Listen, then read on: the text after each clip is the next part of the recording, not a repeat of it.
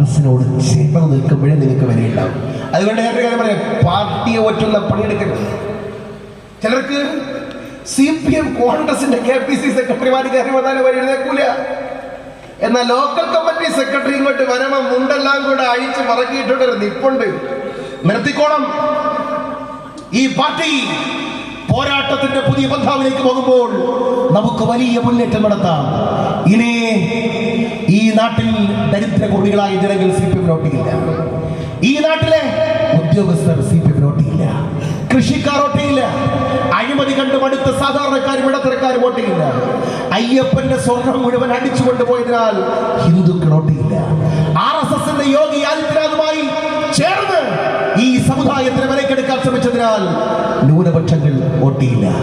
ഈ നാട്ടിലെ ലക്ഷോപലക്ഷം വരുന്ന സാധാരണ കുട്ടികളുടെ വിദ്യാഭ്യാസത്തെ തകർത്ത ഇവർ വോട്ടില്ല. ആയിരക്കണക്കിന് തൊഴിലിന് പകരം പുറംവാതിൽ നിയമനം നടത്തി PSC അട്ടിമറിച്ചതിനാൽ ചെറുപ്പക്കാർ വോട്ടിയില്ല. ബിസിനസ്സുകൾ തകർന്നതിനാൽ കടക്കാർ വോട്ടിയില്ല. താളം തെറ്റിയതിനാൽ ഈ നാട്ടിലെ റിയൽ എസ്റ്റേറ്റുകാർ വോട്ടിയില്ല. ഈ നാട്ടിലെ കച്ചവടക്കാർ വോട്ടിയില്ല. പ്രവാസികളുടെ ക്ഷേമം പരിഹരിക്കാൻ ഒന്നും ചെയ്യാത്തതിനാൽ പ്രവാസികൾ വോട്ടിയില്ല. യവന്മാരുടെ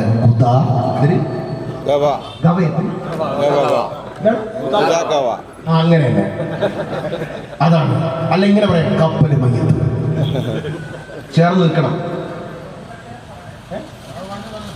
അവിടെ ചേർന്ന് നിൽക്കണം. ഇങ്ങനെ ഒരു കാര്യം കൂടെ പറഞ്ഞുതരാം.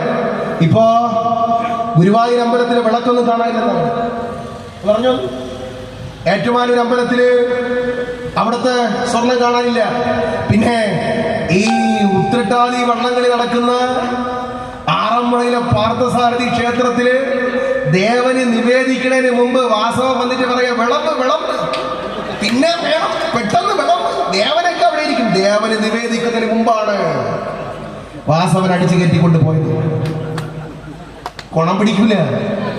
അവസാനം പ്രശ്നം വച്ചപ്പോ ഭഗവാൻ പിണങ്ങി. ഹലോ, ആചാരം ലംഘിക്കപ്പെട്ടു. എവർക്കെന്ത് ആചാരം, എവർക്കെന്ത് വിശ്വാസം? നൈഷ്ഠിക ബ്രഹ്മചാരിയായ അയ്യപ്പൻ എവർക്കെന്ത് സ്വർണ്ണക്കോലം, എവർക്കെന്ത് യോഗദണ്ഡ്, എവർക്കെന്ത് നൈഷ്ഠിക ബ്രഹ്മചാരി, എവർക്കെന്ത് ദ്വാരകപാലകൻ. സഖാക്കളെ, ഇത് അവസാനത്തെ കൊള്ളയാണ്. കേരളത്തിന്റെ ചരിത്രത്തിൽ നിന്നെ കുടിച്ചു മൂടുന്ന കാലം വരെ ഒരു 35 കൊല്ലമെടുത്ത് ബംഗാളിലെങ്കിൽ നീ തീരാൻ ഇനി 5 മാസം കൂടി കഴിയുമ്പോൾ നിന്റെ കഥ ഇവിടെ കഴിഞ്ഞിരിക്കും എന്ന കാലത്തിൽ ദൂരമല്ല. കൂടി നിൽക്കണം, ചേർന്ന് നിൽക്കണം എന്ന് മാത്രം പറഞ്ഞുകൊണ്ട് ഇവിടെ ഇരിക്കുന്ന നേതാക്കന്മാർ സ്ഥാനാർത്ഥി നിർണയം നടത്തുമ്പോൾ രാജനീതി പാലിക്കണം. രാജനീതി പാലിക്കണം. ജയ് ഹിന്ദ്, ജയ് ഹിന്ദ്, ജയ് ഹിന്ദ്.